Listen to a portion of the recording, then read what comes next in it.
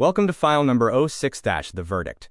The CPI just dropped. Was it the bottom, or the trap they sell you right before the flush? Here are the receipts, showing a minus 5.01% drop for Nasdaq and minus 2.64% for S&P, as called on 6/5.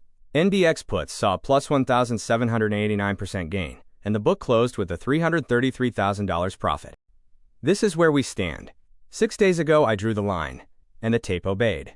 Today, the CPI printed, the bond auction tripped a second wire, and Oracle missed after the bell. This file details the fingerprints they left behind. Our first section, the CPI print, is a tale of two numbers. The CPI consensus versus the actual figures shows a mixed read. Headlines CPI Mom and Yo were hotter than consensus, while core CPI Mom and Yo came in soft. At 8:30 a.m., the CPI pop faded quickly. Price action showed twin dojis rejecting the high, closing on the low. The RSI broke 50, flipping momentum negative. Two numbers, one story. The headline ran HOT due to the energy shock and AI buildout. The core ran soft, at 0.2% versus the street's 0.3% pencil in. The soft core wins.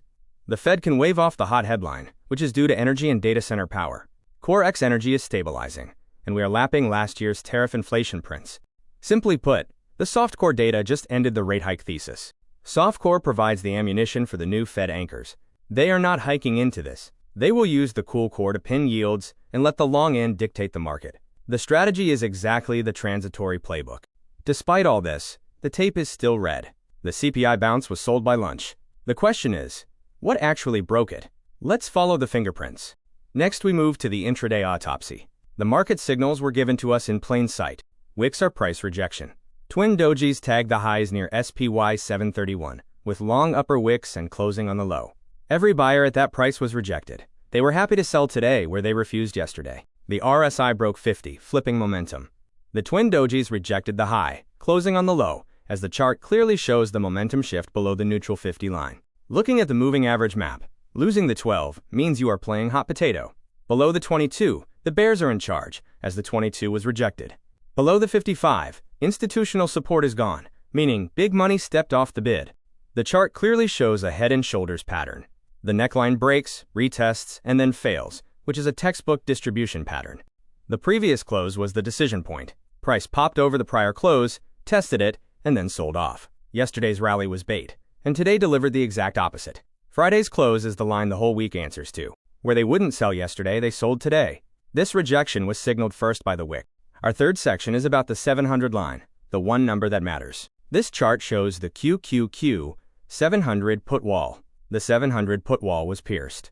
Reclaim 700 and the bleak heels, but lose it, and the air pocket opens. The 700 line is key. It's the maximum pain point for expiration, and the open interest is stacked at this level. This line is the battleground. Our fourth section is titled, the 20-plus day average, the line that ends the move. The 20-day simple moving average is the trend line for the majority of market participants. Losing it means sellers will come in, and the move is over. When we broke the 20-day moving average, a new seller appeared. The volume spike confirmed the break and signaled a change in market direction. Section 5 is about the QQQ put wall, the last of the air pockets. The QQQ put wall shows open interest levels at various strikes. The key levels are stacked, revealing the next area of potential support or collapse. Next we examine the bond auction, the end of the road. The 10Y auction has dictated the market's direction. The 10-year yield reaction to the auction showed immediate rejection. The bond market is telling us something critical about future expectations. The final section covers the Oracle effect. The market needed a reason, and this was it. Oracle missed earnings after the bell. This acted as the final catalyst, confirming the negative sentiment and providing an excuse for institutional selling. The Oracle miss was the last straw. The stock plummeted, dragging the tech sector down with it and confirming the overall bearish sentiment. Now let's look at the path ahead for the market. The next few weeks will be critical. The market's next move is tied to the current support levels. Breaking these levels opens up significant downside risk. The key levels to watch are the 690 to 680 support zone. If we lose 690, the path to 680 is clear. Below 680, the next stop is 660. The structure of the trade is now set. The CPI, bond auction, and Oracle confirmed the bearish thesis. The next target area is identified. This is where we expect the next consolidation or bounce attempt. This chart illustrates the expected trajectory. The path of least resistance is lower until significant support is found or a positive catalyst emerges. The trade is established below 700. The risk is defined by reclaiming that level, which would invalidate the current outlook. The verdict is in. The market is positioned for a downturn. The signs are everywhere. The next decision points for the market are clearly marked by technical levels and macro events. Stay vigilant. Thank you for watching file number 06. The verdict suggests caution is warranted. We are now tracking the juggernaut, which is the institutional force driving the current price action. Stay tuned for the next file. Disclaimer. This is not investment advice. All trading involves risk, and you should consult a financial professional. For more files and analysis, please subscribe and check out the full library of content available. Follow along for the next installment as we delve deeper into the market's trajectory. We now move to the bear case, examining where the bear case is valid and where I split with that assessment. The current doom case making the rounds targets 5,500 for the SPX short. I'm not dismissing this target entirely. The bear case is right regarding breadth divergence and generals being under 55s. We also printed stacked exhaustion and a clean head and shoulders into the high. Leadership is narrow, so if semis peak, it's unclear what leads next. I split with the bear case because 5,500 is a multi-month recession price, but the economy isn't showing signs of recession. Earnings are still building, and the worst case is a multi-month sell-off that fuels itself, but I don't see the fuel yet. We are facing two truths at once. Near term, I lean towards sellers winning the next 48 hours. Structurally, I'm more bullish on this economy than I've been in months. This is not a contradiction. It's simply the gap between the flush and the floor. Next, we will look at the levels, where the edge lives in the market.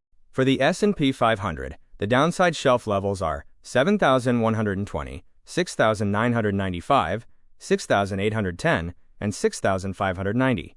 I'm a buyer of dips into these, not a chaser of rips above them.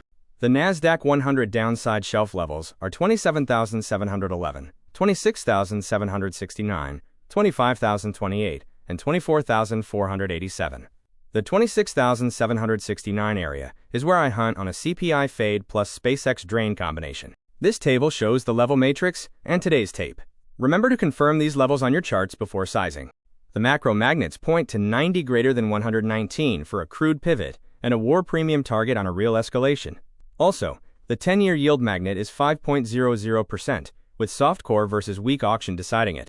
The catalyst clock highlights three key events. CPI is done and dovish fuel, PPI plus ORCL tomorrow morning, and FOMC on June 16th to 17th is the anchor.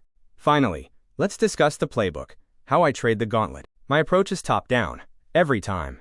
I look at the index, then sector, then stock, followed by macro, fundamental, and technical analysis. For trading in a chop tape, swing trades below the 12 need trimming into pops, trailing the stop, and then pulling it to break even.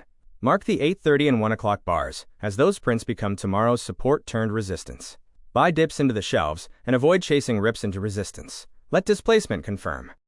There are two paths ahead. The bullish path requires QQQ 700 to be reclaimed, SEX to take back a higher high, and breadth to confirm that the bounce has legs. The bearish path suggests that hot PPI and Oracle's drag could cause us to lose the shelves, leading to a bearish trend into Friday. When professional traders become bearish and the market tape looks bad, I don't panic sell, nor do I hero buy. Looking at the next 24 hours, tomorrow is the gauntlet. Mark the bar, the second PPI prints at 8:30 a.m. This is where the algorithms will show their hand. Oracle's reaction sets the tone for software and the entire AI CapEx trade. The critical line is that the Qs must reclaim 700. This is the honest read on the verdict for file number 06. The question is, bottom or trap? The bounce is real, but it's time-bound. An indicator suggests sellers still hold control. Soft core inflation is genuine fuel, but it's fighting market vacuums and headline risks. I lean towards sellers winning the immediate term before the structural floor reasserts. Looking at the trade ideas, we see the potential entry, size, thesis, and target for each opportunity. This table lists more trade ideas with details on entry, size, thesis, and target. The next slide continues with additional trade ideas, outlining their specific trading parameters. These final trade ideas complete the set, providing a comprehensive list of potential trades. Thank you for watching this video. We hope this analysis has provided valuable insights.